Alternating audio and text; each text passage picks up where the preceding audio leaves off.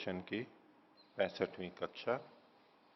योग दर्शन के द्वितीय पाद साधन पाद के 21 सूत्र पीछे हुए थे और पीछे ये बताया गया था कि दृष्टा और दृश्य का संयोग हेय हेतु है। इसमें दृश्य का स्वरूप बताया और फिर दृष्टा का स्वरूप बताया और अंतिम सूत्र में ये कहा गया था कि उस दृष्टा के लिए ही दृश्य का स्वरूप होता है।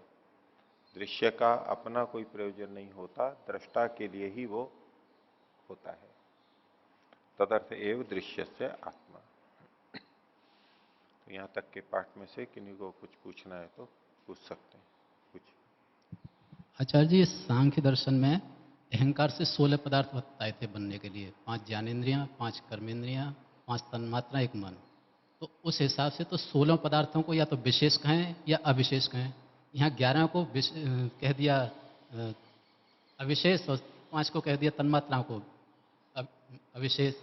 तो ये थोड़ा सा इसको यूं समझिए, आप नीचे से समझिए। पहले जिनको विशेष कहा, विशेष मतलब जो अंतिम बने हैं, तो अंतिम इधर तो 11 इंद्रियां बनी हैं क्योंकि उनके बाद में कुछ और नहीं बना है। मैं सांख्य की दृष्टि से ही बोल रहा हूं, ये केवल आपको देखने का तरीका बदलना है, बाकी सांख्य वाली ही बात यहां पर कही गई है। आपका प्रश्न ये है कि अविशेष में इन 6 को क्यों लिया गया, 6 को क्यों लिया गया। 6 में भी खासतौर से जो 5 तन्मात्राएं हैं, ये साम्यता क्या देख रहे हैं। अहंकार से 11 इंद्रियां भी उत्पन्न हुई हैं और अहंकार से 5 तन्मात्राएं भी उत्पन्न हुई हैं।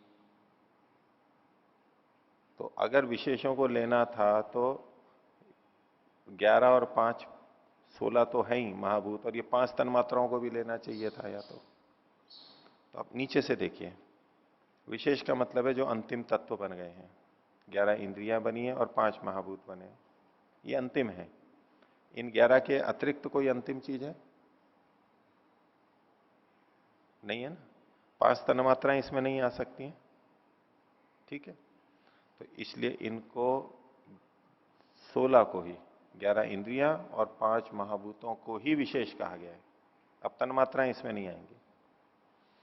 अब इनका प्रश्न था कि 5 तन्मात्राएं भी तो अहंकार से बनी है, 11 इंद्रियां भी अहंकार से बनी है, उनको तो विशेष कह दिया, और 5 तन्मात्राएं भी अहंकार से बनी है तो उनको भी तो विशेष में ले लेना चाहिए। तो उनको तो नहीं लिया, महाभूतों को लिया। तो विशेष में किनको लिया जाता है, जो अंतिम तत्व है, जिनसे आगे तत्वांतर नहीं होता, तत्वांतर परिणाम नहीं होता। तो 5 तन्मात्राएं भले ही अहंकार से उत्पन्न हुई हैं, जैसे कि 11 इंद्रियां भी अहंकार से उत्पन्न हुई हैं, लेकिन उनको विशेष नहीं कहा जाता क्योंकि वो अंतिम तत्व नहीं है, इसलिए उनको छोड़ दिया। अच्छा, अब 11 इंद्रियां विशेष हैं, वो किससे उत्पन्न हुई, अहंकार से, तो इसको कह दिया इन्होंने। और इधर 5 महाभूत विशेष में आए हैं, ये किससे उत्पन्न हुए हैं, तन्मात्राओं से। अब इसको हम अहंकार से नहीं कहते हैं, परंपरा से तो अहंकार से आ रहे हैं, लेकिन इनके तत्काल पूर्व वाला कारण क्या है, वो 5 तन्मात्राएं हैं। तो ये विशेष जिनसे उत्पन्न हुए हैं वो अविशेष है, और वो 6 हो गए, एक अहंकार और 5 तन्मात्राएं। इसका ये मतलब नहीं है कि ये सांख्य की उस बात का निषेध कर रहे हैं कि अहंकार से 5 तन्मात्राएं उत्पन्न हुई, उसका निषेध नहीं कर रहे हैं, कहीं भी नहीं किया है।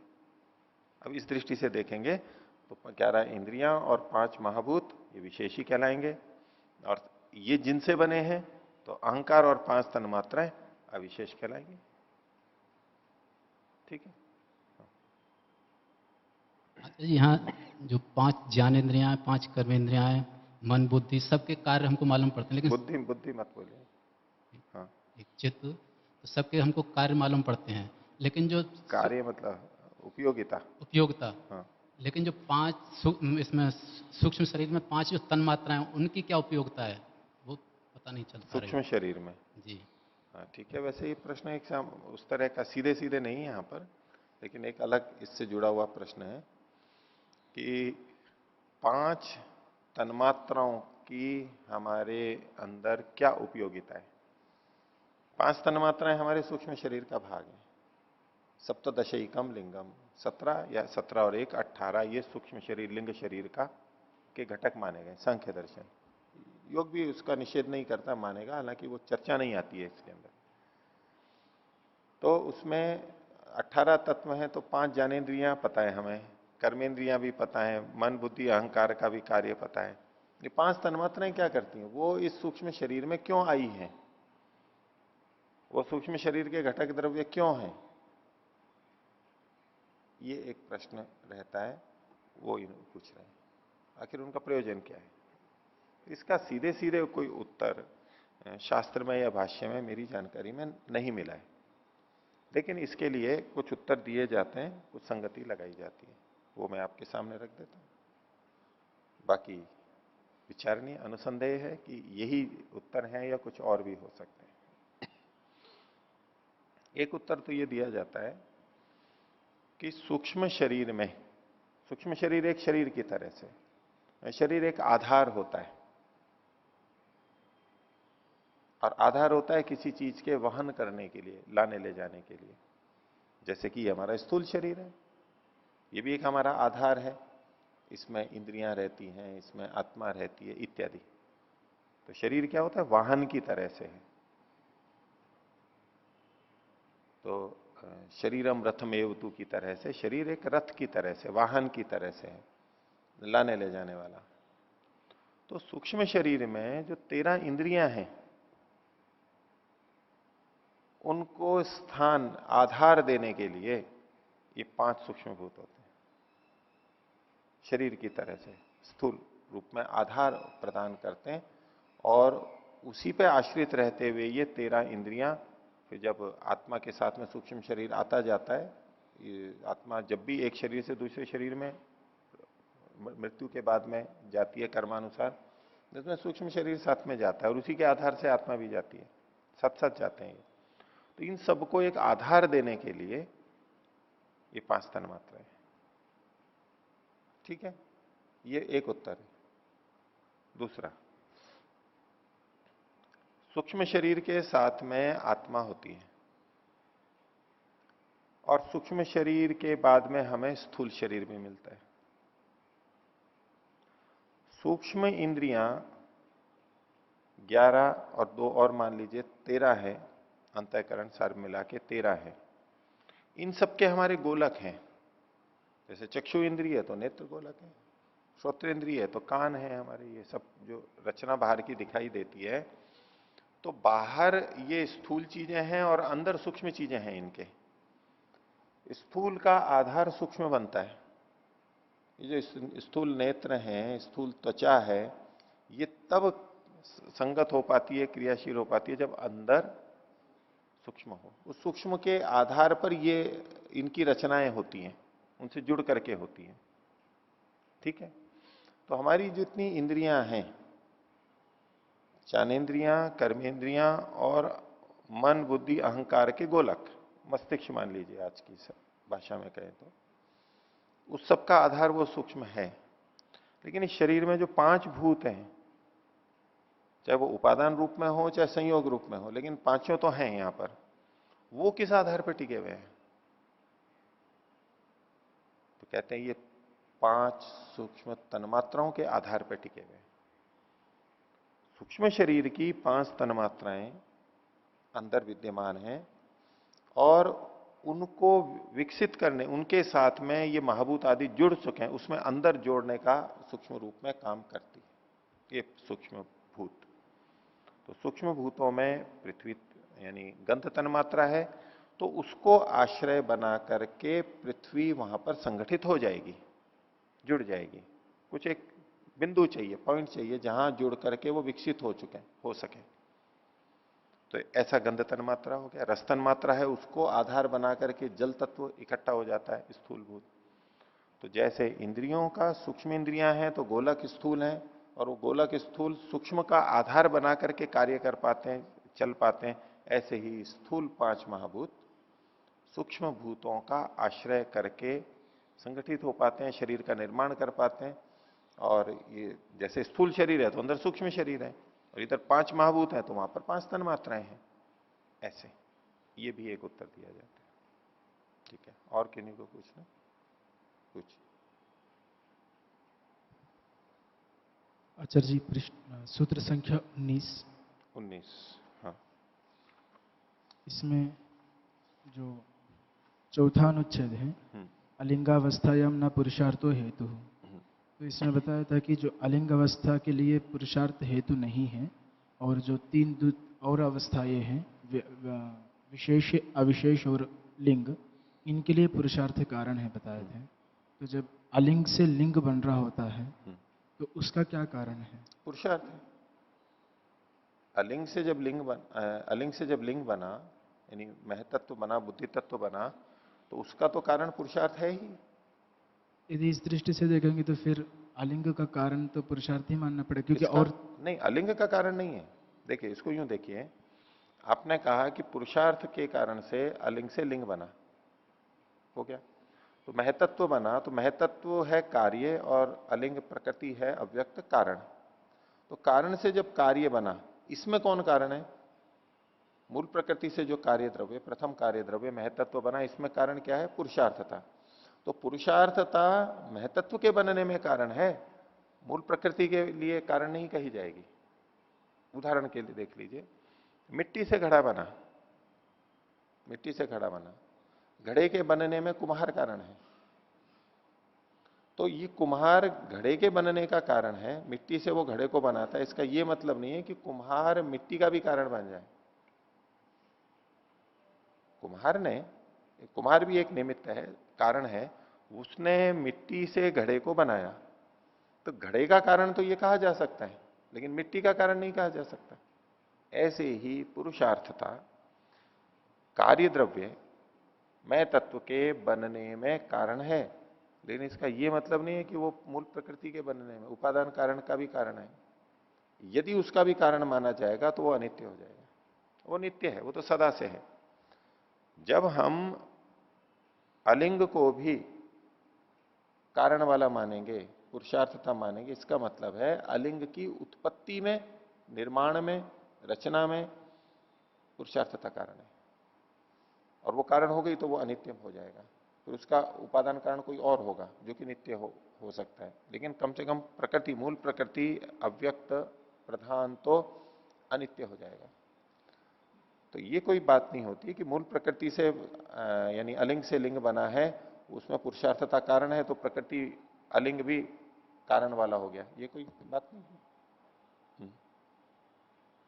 आचार्य जी, ये प्रश्न इसलिए उठ रहा था क्योंकि जो मूल प्रकृति है सत्व स्तंभ, इनसे ये सारे बन रहे हैं, और इन तीनों का हम कारण बता रहे हैं पुरुषार्थ, और अलिंग का और तो कोई प्रयोजन नहीं है इसके अलावा। तो जब ये तीनों पुरुषार्थ के कारण हैं और अलिंग से ही ये बन रहे हैं, तो अलिंग और किसी प्रयोजन के लिए है ही नहीं, केवल पुरुषार्थ के लिए ही है। अलिंग का और कोई प्रयोजन नहीं है, ये बात ठीक है। अलिंग से कार्य जगत उत्पन्न हुआ, मूल प्रकृति से उत्पन्न हुआ, और यदि कार्य जगत उत्पन्न नहीं होता तो मूल प्रकृति का कोई प्रयोजन नहीं है, कोई लाभ ही नहीं है, उसका निरर्थक है। ये बात अपनी जगह ठीक है, इसका निषेध नहीं किया जा रहा है। इस रूप में देखेंगे तो परंपरा से मूल प्रकृति भी जीवों के लिए है, ठीक है, आपकी ये प्रस्तुति है, और ये अपनी जगह ठीक है बात, इसका निषेध नहीं किया जा रहा है। लेकिन उत्पत्ति की दृष्टि से देखिए कि मूल प्रकृति की स्थिति, सत्ता किस कारण से है? मूल प्रकृति जीवों के लिए है, पुरुषार्थ के लिए है, ये तो ठीक बात है, लेकिन मूल प्रकृति की सत्ता, विद्यमानता किस कारण से है? यदि पुरुषार्थता नहीं हो तो मूल प्रकृति समाप्त हो जाएगी। जैसे कार्य जगत, व्यतिरेक से देखिए उल्टा करके, जैसे कार्य जगत के पीछे पुरुषार्थता कारण है, मान लिया, और यदि पुरुषार्थता नहीं होगी तो कार्य जगत का क्या होगा? कार्य जगत नहीं रहेगा ना। क्या मूल प्रकृति भी यदि पुरुष के लिए है और पुरुष का प्रयोजन ना रहे तो मूल प्रकृति का क्या होगा? वो भी नष्ट हो जाएगी। क्यों? जब कार्य जगत की चीजें पुरुष के लिए हैं और पुरुष का प्रयोजन नहीं रहा तो वो नष्ट हो जाती है, तो मूल प्रकृति क्यों नहीं होती है? वो भी होनी चाहिए। तो इस बात को, पुरुषार्थता को दो भागों में बांट के देखना है। आप देख रहे हो केवल उसकी प्रयोजनता की दृष्टि से, तो मूल प्रकृति हमारा हित करती है, प्रयोजन की है, वो परंपरा से हमारा हित करती है, इसलिए वो पुरुषार्थ है। लेकिन उसकी सत्ता पुरुषार्थता के कारण से नहीं है, उसकी विद्यमानता में पुरुषार्थ हेतु नहीं है। कार्य जगत की विद्यमानता में पुरुषार्थ हेतु है, उनकी उत्पत्ति पुरुषार्थता के कारण से, लेकिन मूल प्रकृति के लिए ये नहीं कह सकते कि पुरुषार्थता के कारण इनकी उत्पत्ति हुई है। वो तो सदा से है, सदा से रहेगी। तो यहां जो पुरुषार्थता है हेतु, वो उत्पत्ति की दृष्टि से है, और इसीलिए इन्होंने कहा कि यदि पुरुषार्थता हेतु मानी जाती तो वो अनित्य हो जाती। क्योंकि इसमें पुरुषार्थ हेतु नहीं है, इसलिए मूल प्रकृति नित्य है और बाकी चीजें अनित्य है। तो उत्पत्ति की दृष्टि से जब आप जोड़ेंगे तो इनकी बात लगेगी। उस दृष्टि से कहना चाह रहे हैं, आप जिस दृष्टि से सोच रहे हो वो एक अलग दृष्टि है, उसका निषेध नहीं कर रहे हैं, वो भी अपनी जगह कही जा सकती है, दोनों में भेद करके देखना होगा। हो गया? बोलिए। ओ 20वें सूत्र में दूसरा पैरा है जो सदा ज्ञात विषयत्वम तो पुरुषस्य अपरिणामित्वम परिदीपयति। तो इसमें पुरुष का अपरिणामित्व दिखा रहे हैं कि चित्त को सदा जानता रहता है, चाहे वो चित्त विषय को जानता हो या ना जानता हो, ये चित्त को जानता रहता है पुरुष। तो जिस स्थिति में असंप्रज्ञात समाधि, जैसे उस समय चित्त को नहीं जानेगा, ऊपर स्थिति चलेगी, तो उस समय वो परिणाम माना जाएगा नहीं? उसको निरुद्ध अवस्था में जानेगा। फिर मुक्त में क्या करें? है जिस समय मुक्त हो गया आत्मा। नहीं, वो तो आप प्रश्न बदल रहे हो, पहले तो उस प्रश्न का उत्तर दो। उसके लिए तो है असंप्रज्ञात समाधि में चित्त निरुद्ध है, उसको निरुद्ध अवस्था में जानता है, उसको पता है आत्मा को निरुद्ध है, निरुद्ध को निरुद्ध के रूप में जान रहा है। तो वहां तक तो हो गया। अब आपका प्रश्न आएगा कि भाई मुक्ति के अंदर, तो वहां परमात्मा की सहायता से सृष्टि को जानता रहता है। ये बंधन काल के लिए ही घटेगा, बंधन काल के लिए ही केवल इसको घटा रहे हैं, वहां तो घटेगा नहीं, सीधी सी बात है, वहां चित्त रहता ही नहीं है, वहां तो उसका जानना ही नहीं होता है। जब तक आत्मा के द्वारा जानने की बात होगी तब तक वो चित्त को जानता रहेगा। जिस प्रसंग में अधिकार बनता है, प्रसंग जो आता है, वो उसमें हमेशा जानता रहेगा। वहां आगे चित्त है ही नहीं, प्रसंग ही नहीं है वहां पर, तो उससे उसका परिणामित्व नहीं आ जाएगा। वहां के लिए क्या आप ये कह सकते हैं कि कभी चित्त को जान रहा है और कभी नहीं जान रहा है? बस वहां तो जान ही नहीं रहा है ही नहीं, बस जान ही नहीं रहा है, प्रसंग ही नहीं है। चित्त के होते हुए, चित्त के होते हुए चित्त को जानते रहना, वहां पर परिवर्तन नहीं आता है कि कभी जान रहा है और कभी नहीं जान रहा है। चित्त के होते हुए वो सदा जानता रहेगा। लेकिन जब चित्त ही नहीं है तो वहां तो जानने न जानने का प्रश्न ही नहीं है। तो उसको ऐसे नहीं जोड़िए कि जब तक चित्त को जानता है, चित्त को हमेशा जानता है, इसलिए वो अपरिणामी है, ठीक है। लेकिन चित्त होता है तब के लिए बात है ये, चित्त ही नहीं है तो बात ही अलग हो गई। हाँ। जिस समय वो जैसे बिना मुक्ति अवस्था के शरीर जब छोड़ता है तब तो चित्त साथ में रहता है, तब भी तो नहीं जानता। तो तब उस स्थिति के अंदर इन्होंने कुछ लिखा नहीं है, पर वहां वो मूर्छित अवस्था का हमारे को मिलता है उल्लेख, सुषुप्ति और मूर्छित अवस्था में। यूं तो हम अभी रहते हैं, तब भी तो हम सुषुप्ति और मूर्छित अवस्था में रहते हैं उतने अंश में। तो ठीक है, यहां भी घटेगा, वहीं क्यों, यहां भी आप उठा सकते हो कि भाई स्वप्न है, स्वप्न नहीं, सुषुप्ति है या मूर्छा है, उस समय भी चित्त को नहीं जान रहा है, चित्त को उस समय भी उसी रूप में जान रहा है वो। तो अगर इस दृष्टि से कोई उल्लेख मिल नहीं रहा है, लेकिन अगर आप वहां दोनों बातें देख सकते हैं, मूर्छित है, नहीं जान रहा है, एक दृष्टि से कह रहे हैं ठीक है चित्त को जान रहा है, और चित्त को भी तो आत्मा इंद्रियों के माध्यम से ही जानेगा, गोलकों के माध्यम से ही जानेगा, नहीं तो वो जान नहीं पाता है। तो ये जीवन के समय में गोलक सहित जो हमारी स्थिति है उस समय के लिए बात कही गई है, वहां तो ठीक है। और इसको आत्मा की दृष्टि से देखिए, आत्मा की को जोड़िए चित्त से, और चित्त को विषयों से जोड़िए। जिस समय ये दोनों रहते हैं उस समय की बात है ये।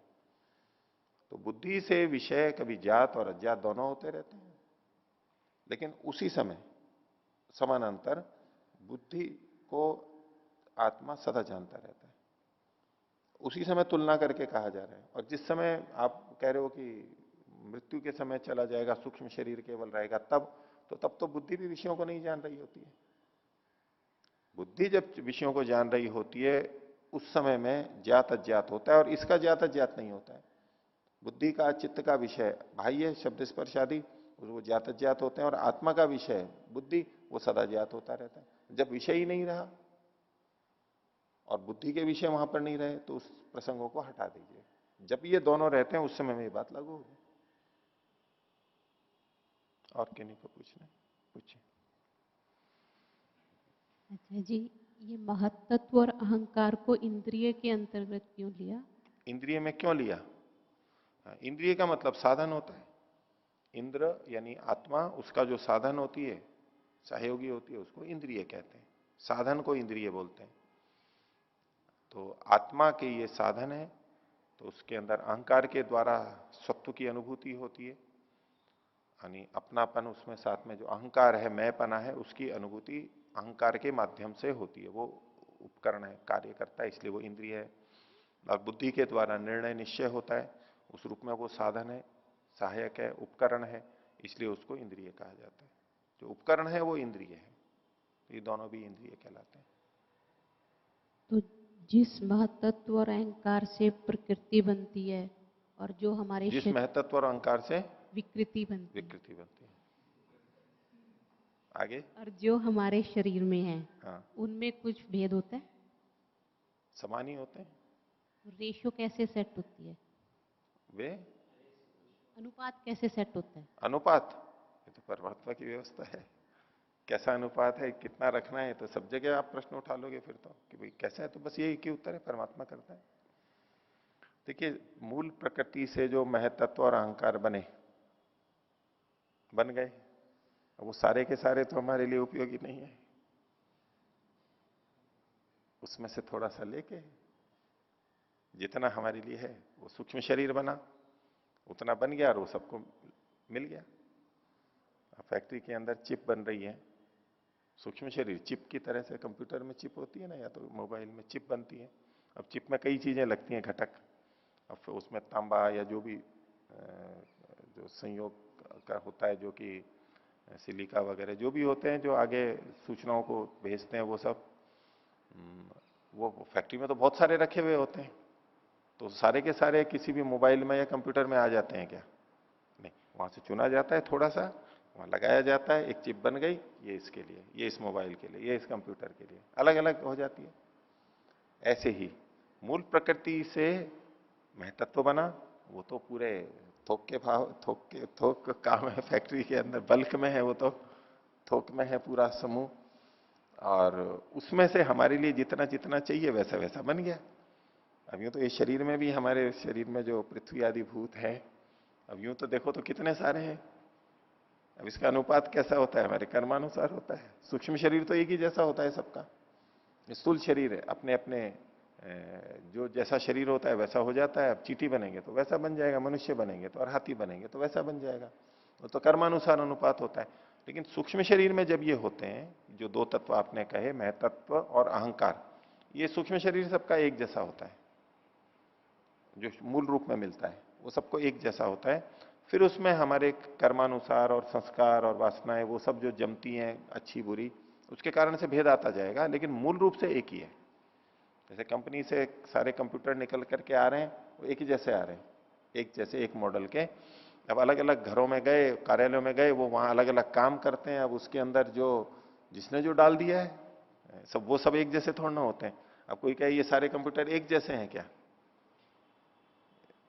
एक ही कंपनी का एक ही मॉडल निकल के 1 लाख बिक गए, वो सब एक जैसे हैं या नहीं? एक जैसे हैं? एक जैसे कहाँ है? किसी में खोलते हैं तो किसी में से तो कुछ निकल रहा है, किसी में से कुछ निकल रहा है, किसी में कोई लिखा हुआ है, किसी में कोई संगीत है, किसी में कोई फिल्म है, अलग अलग है ना। तो एक जैसे क्यों कह रहे हैं? तो ये जो मूलभूत चीजें थी वो तो एक ही जैसी होती है। अब व्यक्ति के प्रयोगकर्ता के ऊपर है कि वो उसमें क्या भरता है और क्या नहीं भरता है, कितना काम में लेता है, खाली छोड़ता है या कितना पूरा भी भर सकता है, अपना अपना है। तो मूल जो सूक्ष्म शरीर है वो सबका एक जैसा है। अब उसके अंदर जो कर्माशय संस्कार जो भी हमें भरना है, ज्ञान अज्ञान अविद्या, वो सब हमारा अपने ऊपर निर्भर करता है। वो सबकी भिन्नता होगी, उस दृष्टि से सूक्ष्म शरीर भिन्न भिन्न होगा और स्थूल शरीर तो भिन्न भिन्न होता ही है कर्मानुसार। तो ये जो अहंकार और महतत्व, दो चीजें आपका पूछ रही थी, उनका अनुपात वो परमात्मा जानता है उसमें कौन सी चीज कितनी लगनी है, और उसको जानने से कुछ मतलब नहीं है अपने को। चिप के अंदर कितना तापमान लगाया, कितने ग्राम लगाया और कितने तापमान पे उसको पिघला करके किया था, मेरे को कोई जरूरत ही नहीं है जानने की। हाँ, जिनको बनाना है, जो वैज्ञानिक है, उनके लिए ठीक है, हमारे को तो काम में आता रहता है। तो किस अनुपात में, उससे आपको कोई प्रयोजन सिद्ध नहीं होगा। जितना चाहिए उतना बना रखा है परमात्मा ने। ठीक है, और किसी को पूछना है? आगे देखिए। हाँ,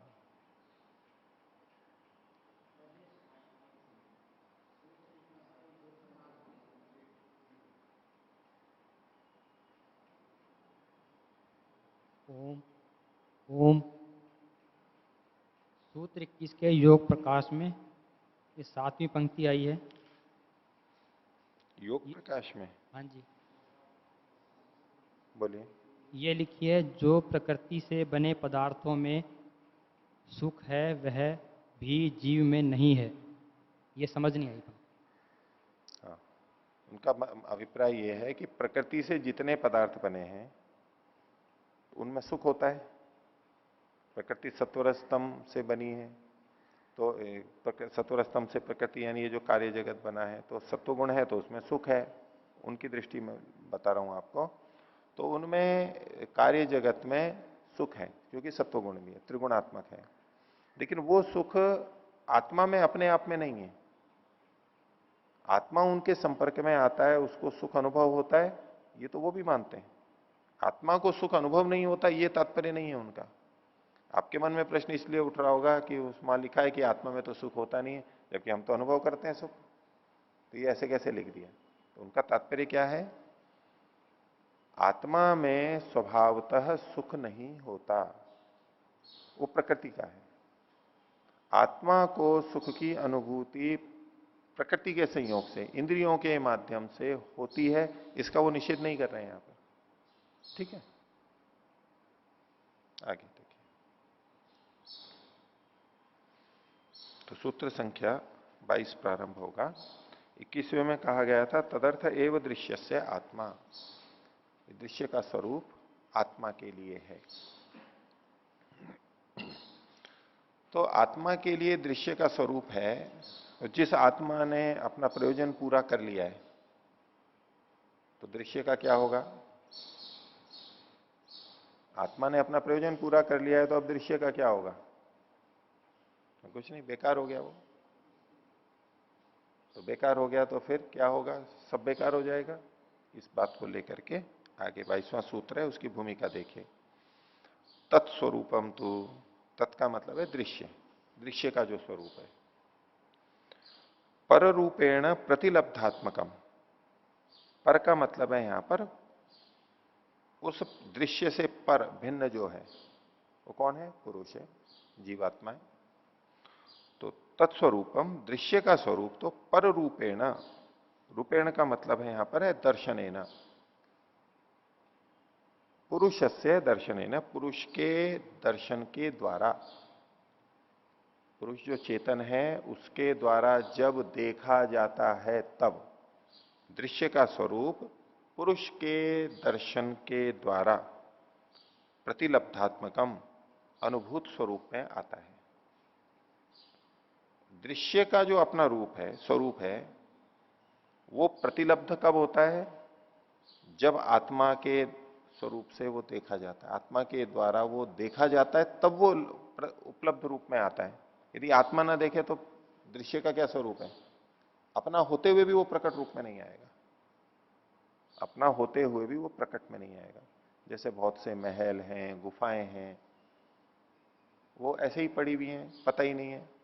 जंगलों में पड़ी थी और कहीं गुफाएं थी, बाद में जैसे अजंता एलोरा भी बाद में खोजी गई, पहले तो प्रकट थी, फिर भूल गए लोग उसको, फिर घूमते घूमते गए तो उनको दिखाई दे गई, फिर पता लगी, प्रसिद्ध हुई, अब सब लोग बहुत लोग जाते हैं वहां पर, पर्यटन केंद्र बन गया।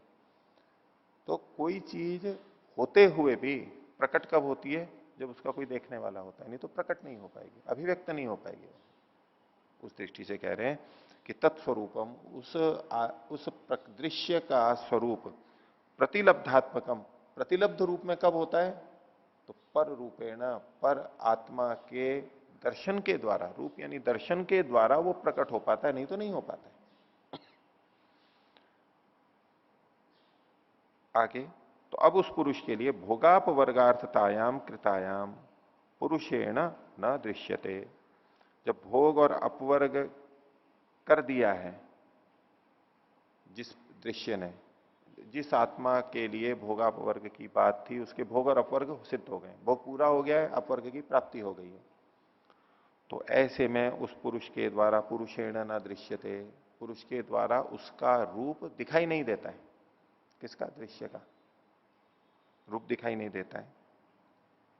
तो जब अब पीछे वाले हेतु को देखिए इनके, कि दृश्य का स्वरूप आत्मा के द्वारा देखे जाने पर ही उपलब्ध होता है, प्रकट रूप में आता है, नहीं तो वो नष्ट ही है, अप्रकट ही है। तो जब पुरुष ने भोग और अपवर्ग को पूरा कर लिया, या दृश्य ने पुरुष के भोगापवर्ग रूप कार्य को संपन्न कर दिया, तो पुरुष के द्वारा वो दृश्य नहीं देखा जाएगा, और नहीं देखा जाएगा तो दृश्य का स्वरूप कैसा होगा? नष्ट हो जाएगा। दृश्य का स्वरूप तो प्रकट ही तब हो रहा था जब पुरुष देख रहा था, जब पुरुष नहीं देख रहा था तो उसका क्या स्वरूप है? नष्ट हो जाएगा।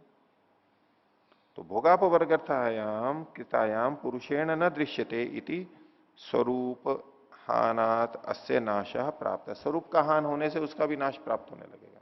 किसका? संपूर्ण दृश्य का।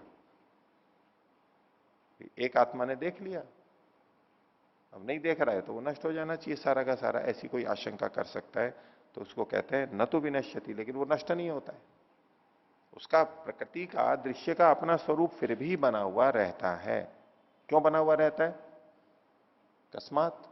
तो इस प्रश्न का उत्तर सूत्र में दिया गया है। 22वां सूत्र देखिए, कृतार्थम प्रति नष्टम अपि अनष्टम तदन्य साधारणत्वा, कृतार्थ के प्रति, कृतार्थ चरितार्थ, जिसने भोग और अपवर्ग रूप प्रयोजन को पूरा कर लिया है, जीवन मुक्त हो गया है या मुक्ति में जा रहा है, नितांत मुक्त हो रहा है, उसके प्रति नष्टम अपि, ये प्रकृति नष्ट हो जाती है, उसका क्षेत्रीय अधिकारी समाप्त हो जाता है, भोग और अपवर्ग उसको नहीं देती है। तो कृतार्थ के प्रति नष्ट होते हुए भी अनष्टम, प्रकृति या दृश्य नष्ट नहीं होता है वास्तव में। क्यों? तदन्य साधारणत्वात्,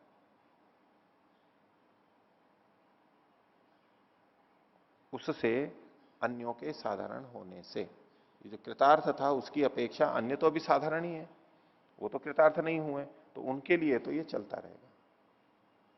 जैसे कि रेल किस लिए, बस किसके लिए है?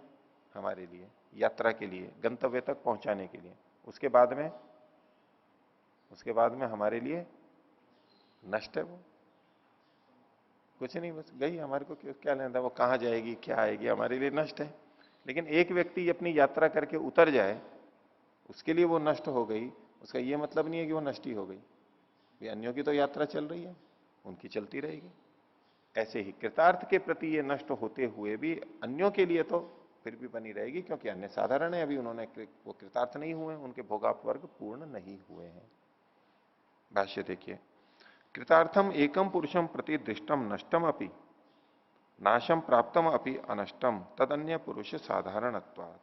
तो कृतार्थम एकम पुरुषम प्रति, एक एक व्यक्ति अपना अपना पुरुषार्थ सिद्ध कर लेता है, चरितार्थ हो जाता है, उसके प्रति दृश्य नष्ट भी हो गया है, नाश को प्राप्त भी हो गया है, तो भी वो अनष्ट रहता है, क्योंकि अन्य पुरुष साधारण होते हैं। इसका हेतु दिया गया, तदन्य साधारणत्वात्, हेतु है ये। सब आत्माएं अलग अलग हैं, सबकी कृतार्थता, चरितार्थता अलग अलग होगी, एक ही नहीं है कि एक चरितार्थ हो गया तो सब चरितार्थ हो गए। यदि सब एक ही होते तो बस सभी एक होता चरितार्थ, सब चरितार्थ हो जाते, एक जैसा होता, लेकिन सबका भिन्न भिन्न है। सब आत्माएं भिन्न भिन्न है। आगे, कुशलम पुरुषम प्रति नाशम प्राप्तम अपि अकुशलान पुरुषान प्रति न कृतार्थम इति। तो कुशल पुरुष, कुशल का यही है जो उसे कुशल कहते हैं। चरमदेह और कुशल पीछे शब्द भी आए थे, जिसने संस्कारों को तकदीज कर लिया है उसको कुशल चरमदेह ये शब्द है। तो कुशल उस व्यक्ति के प्रति नाश को प्राप्त होते हुए भी अकुशल पुरुषों के प्रति न कृतार्थम, वो अभी चरितार्थ नहीं हो पाई है। क्योंकि प्रकृति का प्रयोजन भोगापवर्ग था, तो वो सब आत्माओं के प्रति था, एक के प्रति थोड़ा ना था, सब आत्माओं के प्रति अलग अलग उत्तरदायित्व था। तो बाकी तो बची हुई है अभी, तो वो चलती रहेगी। तो कृतार्थम अपि तेषाम दृश्य है कर्म विषयताम आपन्नम लभते एवं। तो उनके ये जो अकुशल हैं उनके दृश्य है, दृश्य का मतलब यहां पर दृश्य दर्शन शक्ति, दृश्य धातु है, ये एक का प्रयोग करके बस धातु मात्र का कथन है। दृश्य है दर्शन के, कर्म विषयताम आपन्नम, कर्म रूप विषय को वो प्राप्त होती है, कर्म कारक को प्राप्त होती रहती है, उसको देखता रहता है। तो दर्शन रूप क्रिया के कर्म विषयता को ये दृश्य प्राप्त विषयताम आपन्नम लभते एवं, उपलब्ध होता ही रहता है। कैसे? पर रूपेण आत्म रूपमिति। पर रूपेण को फिर यहां पर वही लिखेंगे, पुरुष के दर्शन से, पुरुष के दर्शन के द्वारा आत्म रूप में प्रकृति अपने रूप में लभते एवं लब्ध होती रहती है। पुरुष के दर्शन के द्वारा, पुरुष के चेतन के द्वारा देखे जाने से ये प्रकृति अपने रूप में प्रकट होती रहती है, विद्यमान रहती है। ये वही बात है जो भूमिका के अंदर कही गई थी, तत्स्वरूपम च पर रूपेण प्रतिलब्धात्मकम। यहां जो कहा पर रूपेण आत्म रूपमिति। आगे देखिए, अतश्च दृग दर्शन शक्तियोर नित्यत्वात अनादि संयोगो व्याख्याता इति। इसलिए दृक् और दर्शन शक्तियों के नित्य होने से, दृक् शक्ति आत्मा नित्य है ही, और दर्शन शक्ति मूल प्रकृति दृश्य जो है वो भी नित्य है मूल, इनके नित्य होने से अनादि संयोगो व्याख्याता इति। इनके बीच में जो संयोग हो रहा है वो भी अनादि है। कभी भी ये चीज नहीं आ सकती कि प्रकृति और पुरुष का संयोग अब हुआ है, ऐसा कोई काल नहीं होगा, अनादि संबंध है। तो इसका तात्पर्य वही जैसे हमने पीछे लिया था, ये अनादि मतलब प्रवाह से अनादि है। प्रकृति और पुरुष का संयोग होता ही है, मुक्ति के बाद में होगा।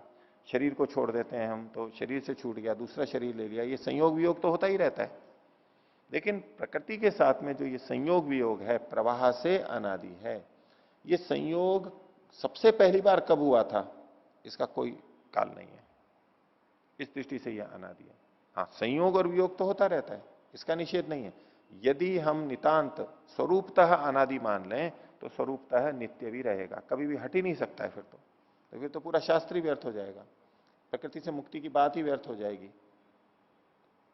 तो ये संयोग होता है और वियोग भी होता है, फिर भी इसको अनादि कहा गया, तो ये प्रवाह से अनादि है, इसका कोई आरंभ नहीं है।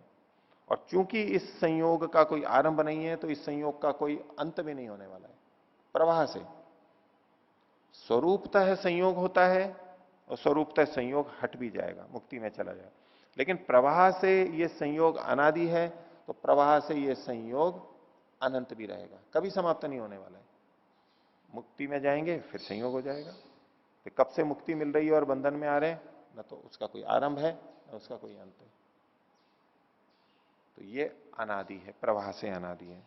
तो अतश्च दृक् दर्शन शक्तियों नित्यत्वात अनादि संयोगो व्याख्याता है। तथा चौक्तम, अपनी बात की पुष्टि के लिए एक वचन दे रहे हैं, धर्मिणाम अनादि संयोगात धर्म मात्राणाम अपि अनादि संयोगा इति। पिछले प्रसंग से तो केवल इतनी पुष्टि है, धर्मिणाम अनादि संयोगात, धर्मियों के अनादि संयोग होने से। तो धर्मी में यहां पर आत्मा और मूल प्रकृति इनको लिया गया है, विशेष रूप से मूल प्रकृति की दृष्टि से कथन किया है, उसका तो अनादि संयोग है, ये पुष्टि हो गई।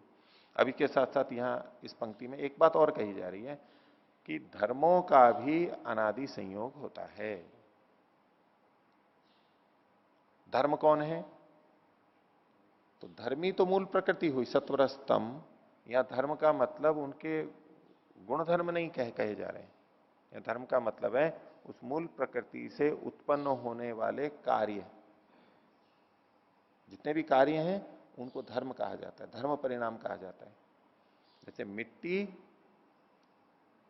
चूर्ण के रूप में है, फिर मिट्टी पिंड के रूप में आ जाएगी, फिर वो मटके या सकोरे के रूप में आ जाएगी, फिर टूट जाएगी, वो कपाल के रूप में आ जाएगी और फिर चूर्ण रूप में आ जाएगी। तो मिट्टी कारण हो गई, इतने से अंश में कारण कार्य देखेंगे। मिट्टी कारण हो गई, पिंड उसका कार्य हो गया, पिंड कारण हो गया, घट उसका कार्य हो गया, घट कारण हो गया, कपाल उसका कार्य हो गया, और फिर चूर्ण बन गया। तो अब ऐसे में धर्मी कौन है? तो धर्मी तो मिट्टी ही है इन सब में। जब चूर्ण रूप में थे, जब चूर्ण रूप में था तो ये चूर्ण धर्म था उसका। जब पिंड रूप में आ गई है वो मिट्टी, तो पिंड धर्म से युक्त है। जब घट रूप में आ गई है तो घट धर्म में है। जब कपाल रूप में आ गई है तो कपाल धर्म में है, और फिर चूर्ण रूप में आ गई। लेकिन धर्मी तो एक ही है यहां पर, मिट्टी। मिट्टी धर्मी एक ही है, धर्म बदले हैं, मतलब ये इस रूप में इसको धर्म कहते हैं यहां पर। लेकिन हम दूसरे ढंग से कहते हैं कि भाई घड़ा भी एक द्रव्य है, उसको तो घड़े को हम धर्म ही बोलते हैं, धर्म नहीं बोलते हैं ना। सामान्यतः हम घड़े को क्या बोलेंगे? घड़ा को कहें कि धर्मी है या धर्म है? धर्मी कहेंगे। उसमें आकार प्रकार रंग रूप जो भी है वो उसके धर्म हो गए, भार है, स्पर्श है, इस रूप में तो यहां हम धर्मी बोलते हैं। लेकिन ये जिस संदर्भ में बात की जा रही है, तो ये जो रूप परिवर्तन होते हैं ये कहलाते हैं धर्म, और जो मूल चीज है वो कहलाता है धर्मी। अब सोने से कितने भी आभूषण बना दिए, तो इसमें धर्मी कौन है? स्वर्ण। और उस स्वर्ण से जितने आभूषण बने, चाहे अंगूठी बनी है, चाहे हार बना है, और जितनी भी चीजें बन सकती हैं, वो सब जिस जिस आकार प्रकार में है, जो हम उसको नाम देते हैं, वो सब धर्म के रूप में कहलाते हैं। अब इस पंक्ति को देखिए कि धर्मी नाम अनादि संयोगा, धर्मियों का अनादि संयोग है सत्वरस्तम और आत्मा का। लेकिन इससे धर्म मात्रा नाम अपनी अनादि संयोग इति, जो धर्म मात्र है, जितने भी धर्म है। अब धर्म का मतलब क्या लेंगे? मूल प्रकृति से बने हुए जितने भी तत्व हैं वो अब धर्म शब्द से कहे जा रहे हैं, कार्य द्रव्य। उन धर्मों का भी, उन वस्तुओं का भी, उन कार्य द्रव्यों का भी आत्मा के साथ में नित्य संयोग है, प्रवाह से अनादि संयोग है। कभी इससे संयोग होता है, कभी उससे होता है, लेकिन संयोग होता रहता है। अंतःकरण से होगा, इंद्रियों से होगा, महाभूतों से होगा, तन्मात्राओं से होगा, ये सब होता रहेगा। तो धर्मों के साथ संयोग भी अनादि है, और अनादि के साथ साथ प्रवाह से अनादि हम जोड़ी लेंगे, ये प्रवाह से अनादि है। आगे तो जो पीछे एक सूत्र हमने देखा था हे हेतु वाला, उस हे हेतु का ही क्रम चल रहा है अभी। दृष्टि दृश्यो संयोगो हे हेतु, ये सूत्र था। उसमें पहले उन्होंने दृश्य के बारे में बता दिया, फिर दृष्टा के बारे में बता दिया, फिर उससे संबंधित कुछ और सूत्र के, तो वहां एक शब्द और था संयोग। वो संयोग ही तो हे का हेतु था, उस संयोग के बारे में यहां बताया जा रहा है। तो दृष्टि दृश्यो संयोगो हे हेतु, उसमें एक एक शब्द की व्याख्या चल रही है। तो अब संयोग के बारे में बता रहे हैं, ये संयोग क्या है। तो संयोग को वहां पीछे क्या कहा गया था?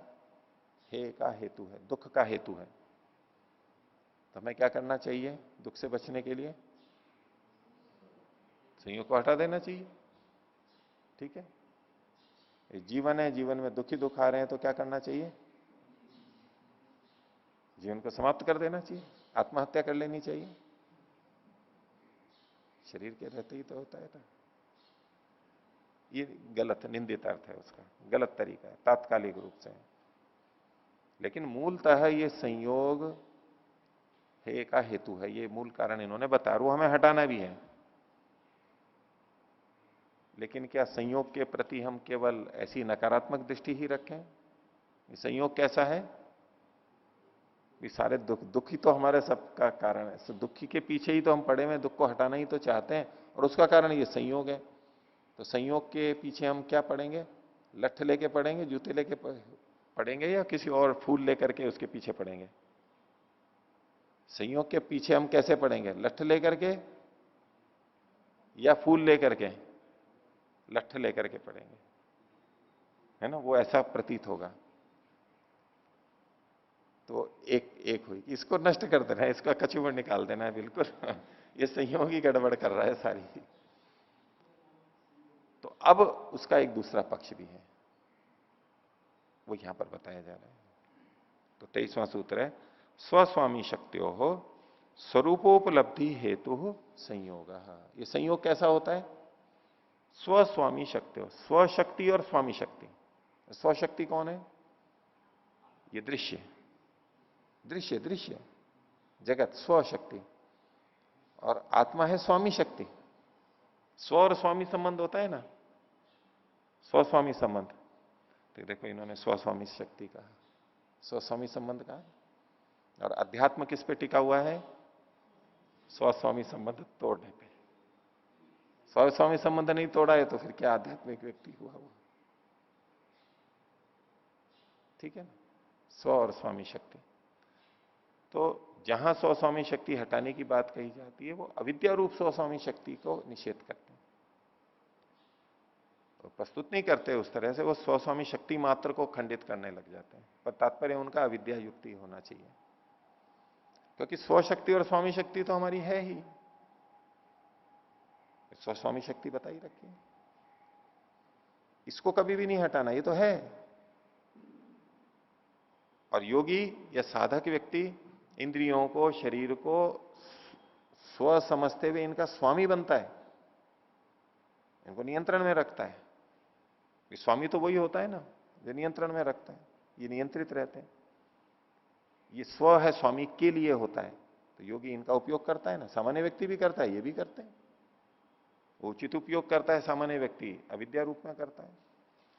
वो इस शरीर को ही मैं समझ लेता है, शरीर को ही मैं समझ लेता है, इसको स्वस्वामी के रूप में कथन करके और स्वस्वामी संबंध हटाना ये प्रयोजन में आता है। लेकिन स्वस्वामी संबंध का जो शुद्ध अर्थ है वो तो स्वीकार है, वो तो हमें करना ही है, रखना है, वो तो बचा के रखना है। ये मेरा है, मेरे कर्म के अनुसार मिला है, उसका हमें उपयोग करना है। इसका ये मतलब नहीं है कि परमात्मा ने नहीं दिया, परमात्मा ने दिया, ये तो साथ में रखना ही है। लेकिन परमात्मा ने ये शरीर हमारे लिए दिया या किसी और के लिए दिया है? परमात्मा ने ये शरीर हमें किसके लिए दिया है? हमारे लिए, दूसरों के लिए?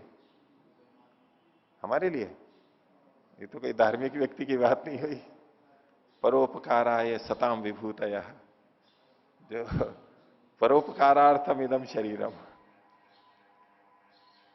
तो ये धार्मिक व्यक्ति को तो ऐसे सोचना चाहिए कि ये तो दूसरों के लिए दिया है, परोपकार के लिए दिया है। सज्जनों की तो विभूति होती है दूसरों के लिए। जो अपना सोचे वो धार्मिक क्या है काएगा, और बिना परोपकार के धर्म कहां से? तो परमात्मा ने ये शरीर किसके लिए दिया है? अपने लिए, दूसरे के लिए? तो वही उपनिषद वाली बात है, हमारा सारा परोपकार भी हमारे लिए ही होता है। परोपकार परोपकार के लिए नहीं होता है। परोपकार करने में हमारा ज्यादा हित होता है, मात्र हमारा हित नहीं होता, दूसरे का हित करते हुए हमारा हित होता है, इसलिए उसको परोपकार कह देते हैं। और जिसमें केवल अपना हित होता है उसमें परोपकार नहीं होता है, तो उसको तो नमकीन किसको कहते हैं? नमकीन जो मीठा ना हो, नहीं, जिसमें नमक हो, नमकीन उसको कहते हैं जिसमें नमक हो, उसको नमकीन कहते हैं। इसका ये मतलब है कि उसमें नमक ही नमक होता है केवल, और कुछ होता ही नहीं है। तो जिसको हम परोपकार कहते हैं वो नमकीन की तरह से, उसमें परोपकार भी डला हुआ है। इसका ये मतलब नहीं है कि स्वार्थ नहीं है, अपना नहीं है, वो अपनी जगह है, लेकिन कथन उसको किया जाता है क्योंकि दूसरा जो है वो तो बिना नमक वाला है, बिना परोपकार वाला है, वो तो शुद्ध स्वार्थ हो गया। तो जितना परोपकार है वो भी अपने लिए होता है, स्वार्थ के लिए होता है। और जितनी चीजें हैं, ये जो शरीर दिया है परमात्मा ने हमारे लिए दिया है, इस आत्मा के लिए दिया है। हम एक तरफ यूं कहते रहते हैं कि हमारे कर्म के अनुसार ये शरीर मिला है। जब हमारे कर्म के अनुसार मिला है तो फिर स्वस्वामी संबंध क्यों नहीं है? मानने में क्या हर्ज है ही। अभी अंतर विरोध रहता है, एक तरफ कर्मों के अनुसार कहते हैं कि हमारे को मिला है, दूसरे को उसको उसके कर्म के अनुसार मिला है, फिर कहते रहते हैं ये तेरा मेरा क्यों कर रखा है? भाई मिला ही हमारे कर्म के अनुसार है, परमात्मा की व्यवस्था है, परमात्मा की व्यवस्था को क्यों नकार रहे हो? सम्मान कर लो दूसरे का, जैसा भी अच्छा है बुरा है, जिसका जैसा है तो उसका उसने कर्म के अनुसार प्राप्त किया है, हमारे को हमारे अनुसार से मिल गया है, इसमें कोई दिक्कत नहीं। तो स्वस्वामी शक्ति तो है ही, इसको कोई भी निषेध नहीं कर सकता है, हटता ही नहीं है, ये रहेगा ही। और जो आत्मानम रथिनम विद्धि, रथी जो कहा गया, शरीरम रथम एवं, तो आत्मा को रथी कहा गया है। रथी कौन होता है? स्वामी होता है, रथ का चालक होता है, वो स्वामी होता है, हम स्वामी हैं इसके। योग दर्शन में कहीं इस ढंग से स्वस्वामी संबंध के खंडन का निषेध नहीं है, स्वस्वामी शक्ति बताई जा रही है। मिथ्या ढंग से जो हम अनात्मनी आत्मख्याति कर लेते हैं, जो शरीर मैं नहीं है उस शरीर को मैं समझ लेते हैं, जो धन संपत्ति मैं नहीं है उसको मैं समझ लेते हैं, जो परिवार मैं नहीं है उसको मैं समझ लेते हैं, उसका निषेध है, वो अविद्या है। लेकिन स्वस्वामी शक्ति हो, ये स्व और स्वामी की शक्ति है। इनकी स्वरूपोपलब्धि हेतु, इनके अपने स्वरूप की उपलब्धि का जो कारण है वो कौन है? संयोग। हमें अपने स्वरूप की उपलब्धि करनी है नहीं, आत्मा के स्वरूप की उपलब्धि, इसका तो कोई भी निषेध नहीं करेगा।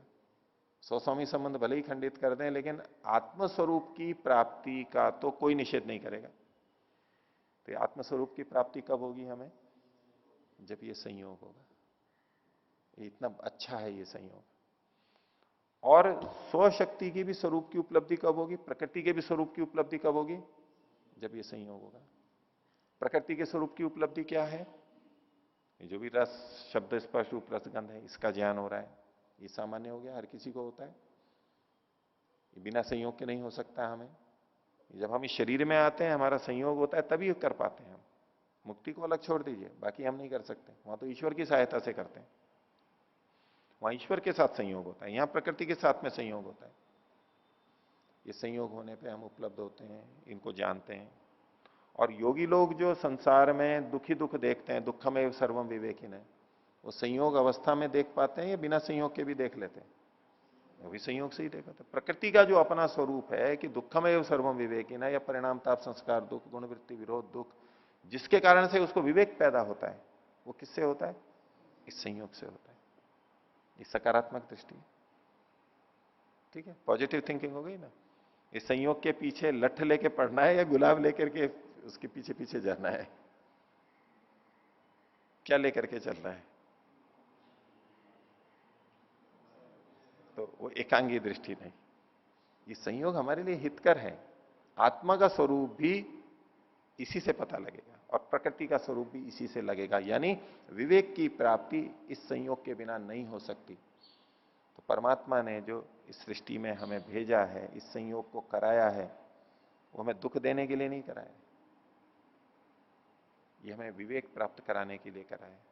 इनका स्वरूप हम जान सकें ठीक ठीक और फिर मुक्ति में चले जाएं, इसलिए करवाया है। ये मात्र दुख देने के लिए नहीं है। ठीक है, कर्मानुसार मिलता है, वो मिलता भी रहता है, लेकिन तो ये जो संयोग है स्वस्वामी शक्ति की स्वरूप की उपलब्धि का हेतु है, कारण है, ये इसकी अच्छी बात हो गई। आगे देखिए, भाष्य देखिए, इसी बात को कहा पुरुषः स्वामी। ये स्वामी कौन है? पुरुष स्वामी। दृश्येन स्वेन दर्शनार्थम संयुक्त, तो दृश्येन, दृश्य के साथ, कौन है? स्वेन, जो कि स्वरूप में है, स्वस्वामी, उसके साथ दर्शनार्थम संयुक्त है, देखने के लिए उससे संयुक्त होता है, जानने के लिए संयोग हुआ है। प्रकृति के साथ हमारा संयोग किस लिए हुआ? कि हम जानना चाहते हैं इसको। तो पुरुष तो स्वामी है, लेकिन सब पुरुषों को तो स्वामी नहीं कहते। पुरुष स्वामी है ना, पुरुष मतलब आत्मा, आत्मा, हर आत्मा स्वामी है, लेकिन सब तो नहीं लिखते स्वामी। कौन लिखते हैं स्वामी? कौन लिखते हैं? तो वो बड़े स्वामी हो जाते हैं। स्वस्वामी संबंध को वो अच्छी तरह से जानते हैं, इसलिए उनके आगे स्वामी लिखा जाता है। हम अच्छी तरह नहीं जानते, जो स्व है उसको हम स्वामी मान लेते हैं, ठीक ठीक स्वामी को नहीं जानते, हम ठीक ठीक स्वामी बन नहीं पाए हैं, इसलिए हमारे आगे स्वामी नहीं लगता है। हाँ, नकली सन्यासियों को छोड़ देना, वो तो कोई भी लगा लेगा स्वामी, या तो गोत्र भी होता है स्वामी, गोत्र भी होता है कुछ का, वो एक अलग बात हो गई।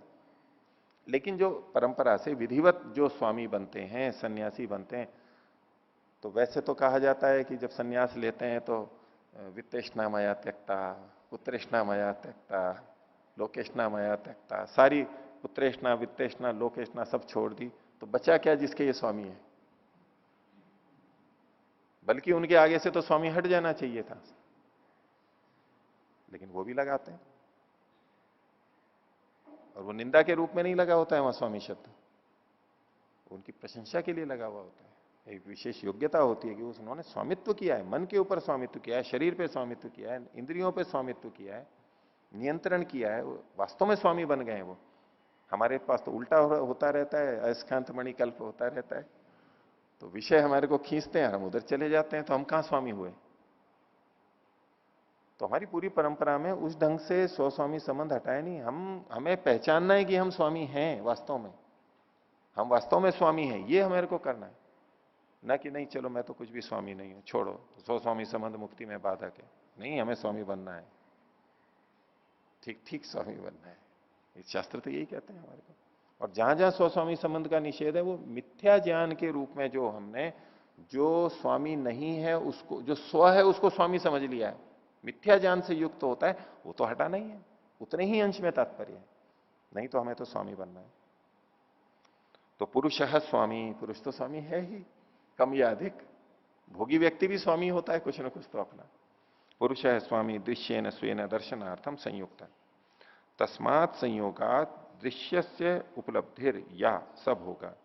तो तस्मात् संयोगात, इसलिए इस संयोग के कारण से, दृश्य से या उपलब्धि, दृश्य की जो उपलब्धि होती है, किसको? स्वामी को। स्वामी दृश्य से संयुक्त हुआ और उस दृश्य की जो उपलब्धि हो रही है स्वामी को, उसको भोग कहते हैं। उपलब्धि, ज्ञान, जो भी हम प्राप्त करते हैं वो एक तरह का भोग है। और इस भोग को भी दो भागों में बांटना होता है। एक मिथ्या ज्ञान से युक्त भोग होता है, वो बाधक होता है, वो निंदित भोग है। और जो अच्छे अर्थों में भोग है, जैसे यहां प्रयोग किया, वो योगी को भी होता है। जीवन मुक्त भी जब देखता है, सुनता है, चखता है, तो दृश्य की उपलब्धि होती है, उसको पता लगता है ये क्या चीज है। ये भी एक तरह का भोग है, लेकिन ये वो निंदित भोग नहीं है। वो आत्मा को प्रकृति से अलग समझते हुए भी जानता तो है, ये भी एक अर्थ में भोग है। यहां बहुत अच्छे अर्थ में भोग शब्द कहा गया, जो भी उपलब्धि ज्ञान हो रहा है ये एक तरह का भोग है। तो दृश्य से या उपलब्धि या सब होगा। आगे, या तो दृष्टु स्वरूपोपलब्धि, और दृष्टा की जब अपने स्वरूप की उपलब्धि होती है, जब वो अपने को स्वयं को जान रहा होता है, सो अपवर्ग है, ये अपवर्ग है। यानी दृश्य को न जान करके जब वो दृष्टा अपने को जानता है, केवल अपने में रहता है, ये उसका अपवर्ग है, उससे छूट गया है प्रकृति से, इसे अपवर्ग कहते हैं। तो आज का पाठ इतना ही रखते हैं, इसको आगे फिर देखेंगे। प्रणव।